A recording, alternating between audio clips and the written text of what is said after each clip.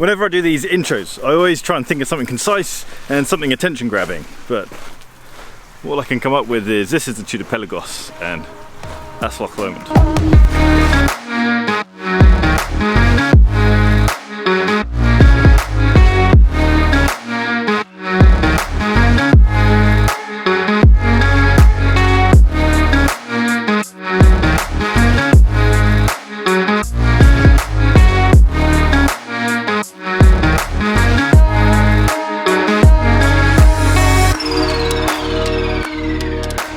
Welcome back to Buck and Jack. I am Adrian, and today we are looking at the Tudor Pelagos.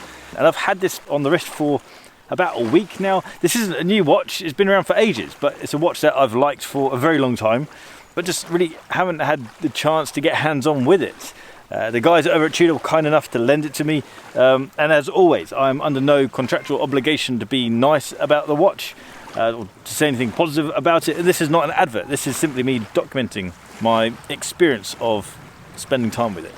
I don't usually like titanium watches because they're often too light, but also I don't usually like 42mm wide watches because they wear too wide. But this isn't a light watch and it isn't actually 42mm wide. As you all know, Tudor is a sister company to Rolex. Hans Wilsdorf, the founder of Rolex, started Tudor with the idea of wanting the everyman, the normal person, to be able to have access to a good quality watch, a watch of similar standard to Rolex, but just doesn't cost the same price as Rolex. But also, I kind of feel like, personally, this isn't part of their history, I feel like Rolex started off being a tool watch, being a sports watch company. And kind of historically, that's what they did. But now everything's marketed and the package is very much a luxury package. I kind of feel like Tudor carried on the tool watch side of that company. And I feel like this is the height of that. The Pelagos is without doubt a tool watch, and it's probably one of the only true tool watches within the Rolex Tudor family. Everything that's on the Pelagos is there to serve a purpose. Different from the, I'll do a whole video comparing the BlackBay range to the Pelagos range, because although they kind of technically serve a similar purpose, I feel like the packages are very, very different, but that's a whole nother topic. For this, I feel like everything serves a purpose, whereas the BlackBay has things on it to look good. With this watch, the Pelagos, I feel like Tudor has prioritized function over looks, over aesthetics. For example, the clasp. That's not a good looking clasp, but it is an amazingly functional clasp. That sounds like I'm bashing the BlackBay range, but I love the BlackBay range. I own a BlackBay 58.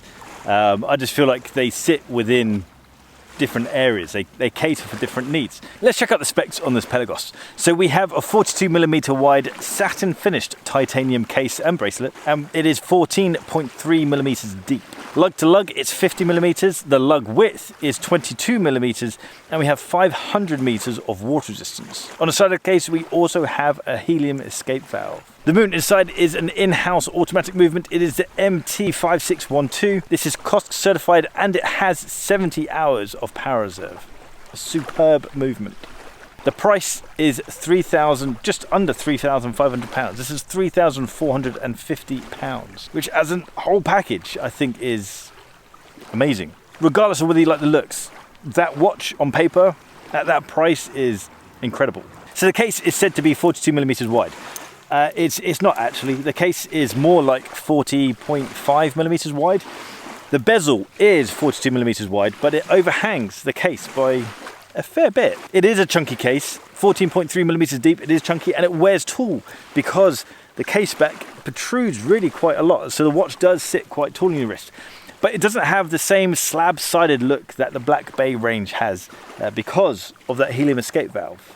It's probably not all that useful for divers because I don't think many people are going to actually go diving with this watch. But visually, the helium escape valve is very useful because it visually breaks down the side of that case.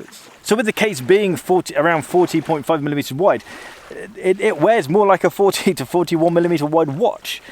It is chunky, but that hasn't put me off. If this were a dress watch or maybe a dressier chronograph or something, then the depth would annoy me. For example, on IWC watches, I get annoyed with how thick those watches are. But on here, it's a tool watch. It's built to do something, and the chunkiness just adds to that feeling of it being a substantial watch. The weights, as I mentioned at the start, I don't really like titanium watches because I like my watches to feel substantial. I like there to be something there. I like the weight to be there for the watch. So I tend to not like titanium watches. But because this is such a chunky watch, there's a lot of titanium here, and so it actually does have weight to it. This, depending on how many links you have in the watch, a BlackBay would weigh around 165 grams roughly. This would weigh roughly around 155 grams, again, depending on how many links you have within the watch. And so there is only really, I mean, just under 10% difference in weight, and so it feels substantial. There is weight there. The plus side of titanium, I think, is brilliant. The fact that it's strong, but also the look of titanium is really hot. I like the dark, dull look of it, kind of the deep gunmetal look. I think, again, just all of it just adds to the tool watch vibe that this watch has. There are three things that kind of stand out to me as I've spent time with this watch.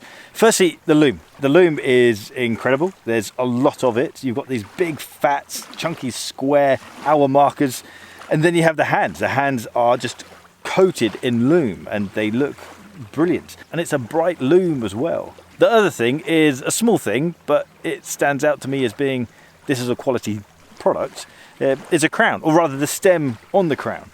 As you pull the stem out, as you pull the crown out and the stem engages with the movement, there's a real click, a definite solid click there. Kind of similar to when you rotate the bezel. There's a definite action happening, and that is the same with the stem. I've not felt that on any other watch before, and that's a really cool feeling. And the last point, the third point, is the clasp. This watch is known for its clasp, but the clasp is absolutely superb. If you aren't aware of the clasp, it has 3 levels, 3 kinds of bracelet extensions with it. You've got these dots, and the dots represent the locking positions of the bracelet extension, and you can kind of ratchet across by pulling the linked bracelet out a bit and then moving it across, and it will lock in position with these 3 dots. You've then got the increasing rings, and that represents the spring. So when you move it into that position, it engages the spring, and you now have a spring-loaded clasp. The third function is a wetsuit extension mechanism. You have this little push part on the bracelet as it meets the clasp. Push it, and you have this quite a substantial wetsuit extension for the bracelet. So all that stuff crammed into this little clasp is really impressive.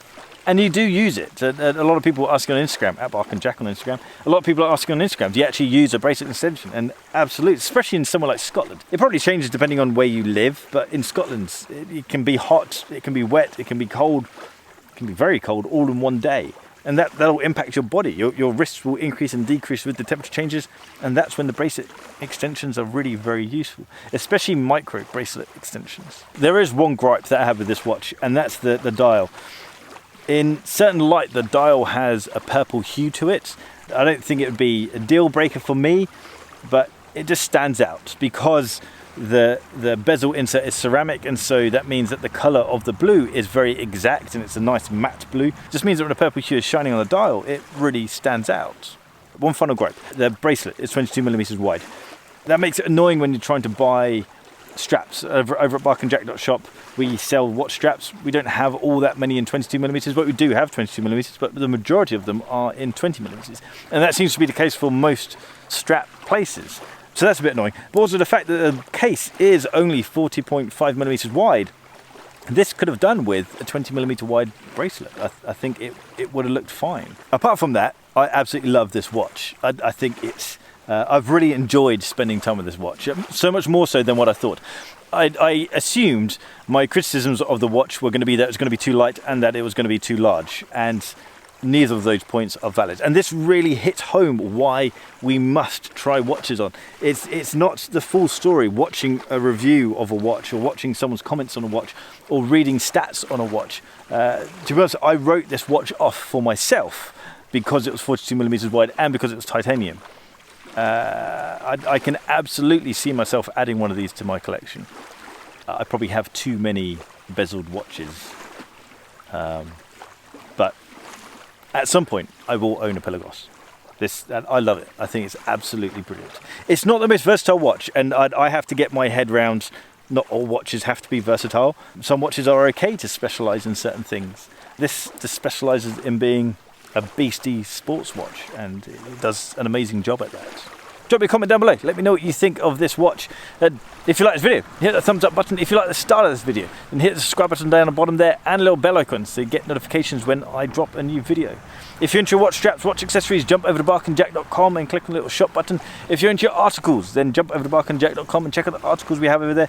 And every Saturday morning we drop a weekly roundup, just a little overview of what's been going on during the week of watches. What else? Instagram. Give me a follow at barkandjack on Instagram. And if you're ever in Scotland, do check out Loch Lomond. It's stunning. Absolutely stunning. I'll see you guys next time. Take care.